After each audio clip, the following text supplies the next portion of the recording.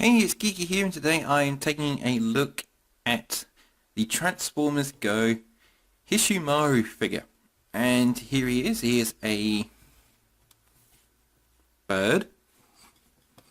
I think we can safely call him a bird of some type, probably an eagle. Very heavily roboticized. He's rather cool. He's very orange as well, with lots of yellow highlights as well. The tail weapon here. He can wear his Kabuto mask on his back. Just raise the camera a little tiny bit on his back, like so.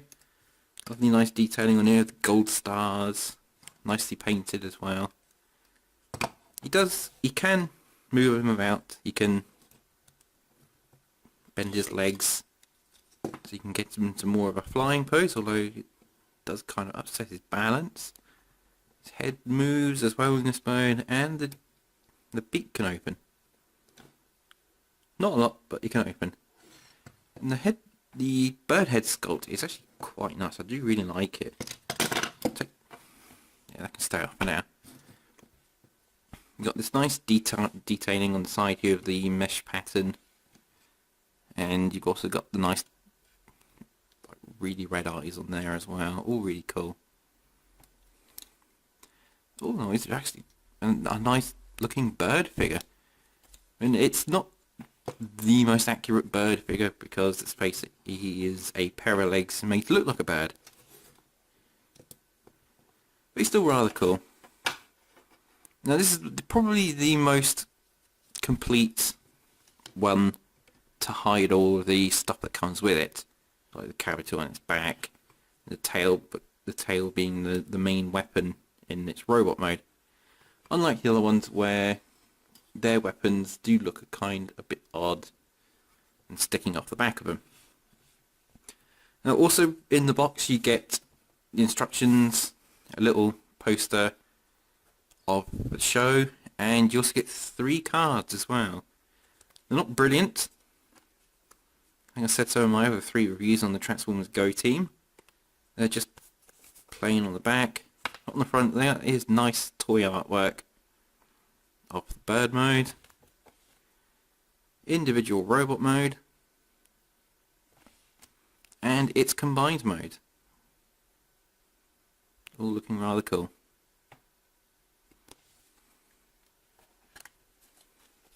I'll just put those off to the side. And we'll get into transformation, which is, on this one, is pretty much the easiest one of all of them, of all the Go team, or the Shinobi team. First thing we'll do is remove his Kabuto. Just put that off to the side.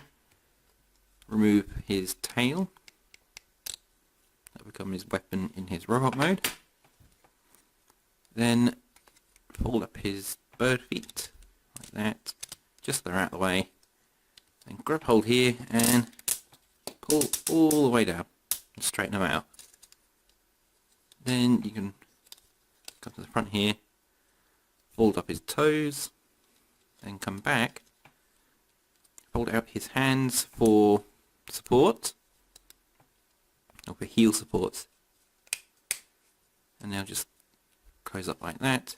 And he's pretty much 90% done. You just got the straighten up the bird head, turn it all the way around. Come on. Like that. And that'll just fold down.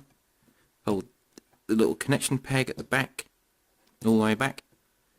Fold up his head. Like so. Then with the arms, just swing these wings. Actually no, just leave those wings as they are. And just fold down his arms. Come on, fold down. And just spin them around. And that is him in his robot mode. Pretty damn simple. Easiest one out of the bunch. He can hold his Kabuto as a gun.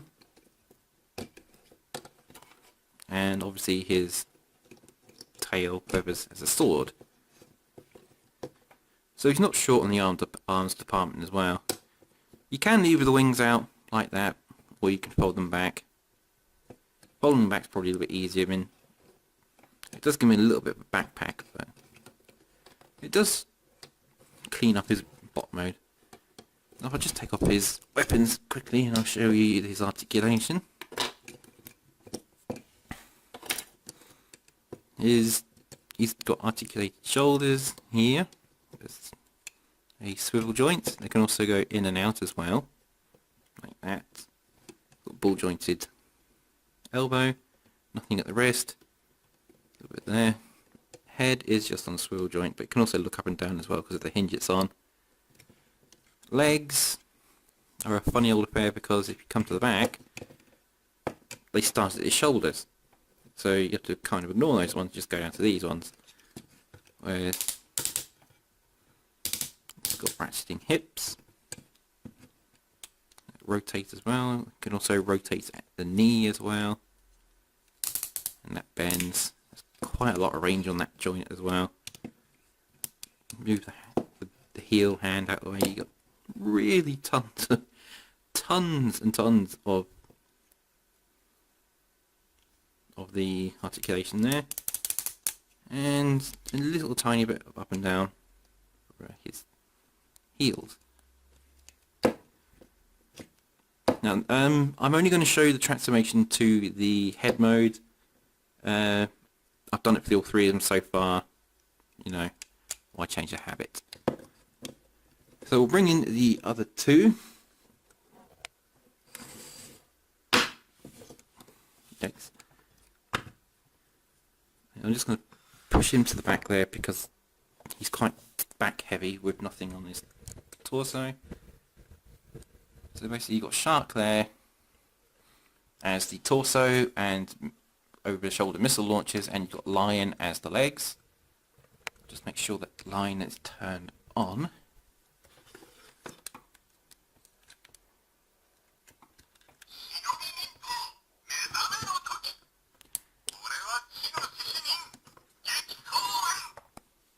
Yep, he switched on.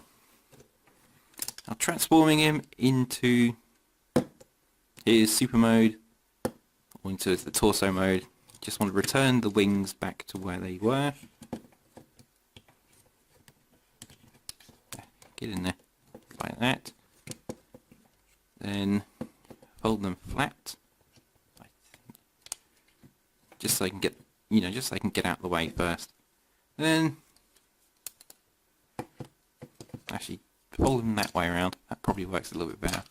I'm trying to do this from memory. And just pull that down. Pull down the hand. Unpeg the bird foot, and that will spin around on this axis here, like that. So you have it facing the other direction, and tap that in. So just at the bird hand, the bird foot, even. I'll go the other way. Have all the screws facing the back. So it goes from there all the way around, and pegs on the outside, like so. Eventually.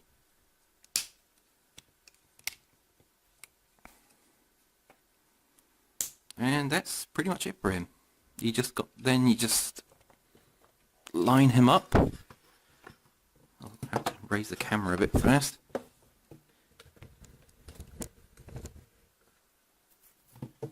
Line him up with the port there. Let's get the arms out of the way here, they're in the way. That'll plug in on top. You can leave the head up or you can have it down, it doesn't really matter. His head's covered up by his capito anyway. Just fold that out. And just using these two tabs there and these two here, plug them in. Oh.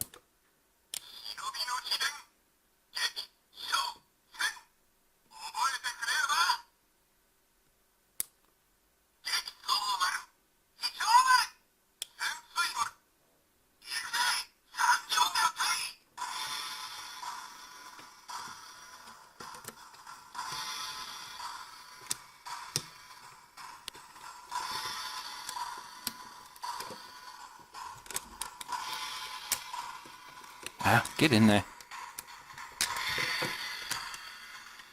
No, get in there.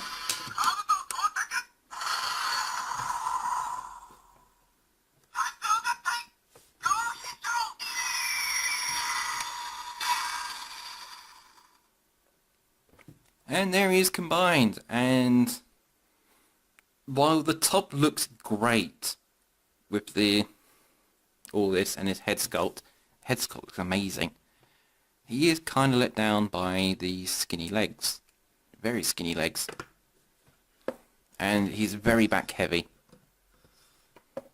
That's why he's resting against the backboard, because he'll fall over otherwise. Which is a bit unfortunate, because I really like the way this one looks, but unfortunately the only real good way to have this figure is to have the lion as the main torso. Excuse me. It's a bit unfortunate. Now, finish off, bring all the weapons in. I've already got Shark's weapons combined with half of Lion's weapons. So we just bring in Birdie's weapons. That will just plug in there.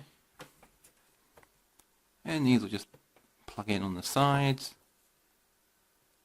And they'll stick on the side there. And he just holds on to them like that. All in all, it's a real good set. I really do like the team. It's just that there are problems. The lights and sounds are good. I do like them, even though I don't really understand what they're saying. Unfortunately, this combination is too back heavy, and he will fall over. It's unfortunate, but it's true. That's why as I said, he's resting against the backboard. Paint-wise, they're really good. They're really nicely painted, really nicely detailed. Articulation-wise, he does still retain quite a lot of the articulation in his shoulders. He can go up and down, in and out. His elbows can bend. So he's still poseable. It's just that you've got to worry about that back heaviness. But unfortunately, you can only, you need all three of them to do the team. If it was a way you could do it without the shark, I would have tried to look for it by now, but unfortunately I can't. But they're all great figures individually, and they all look good when they're combined in their respective modes. I mean, if you do have it this way, just keep him against the wall, otherwise you won't fall over. Otherwise, just keep him in the lion mode as a chest, which I think is how he was throughout the entire show. I didn't really watch Transformers Go. I didn't really have the time to. But I like the toys. They're really cool, and if you like them, they're a little bit cheaper than the other team and so many other figures. They're definitely well worth picking up. Okay, I've been Geeky here, and if you like what you've seen, don't forget to like, comment and subscribe, and I'll see you next time.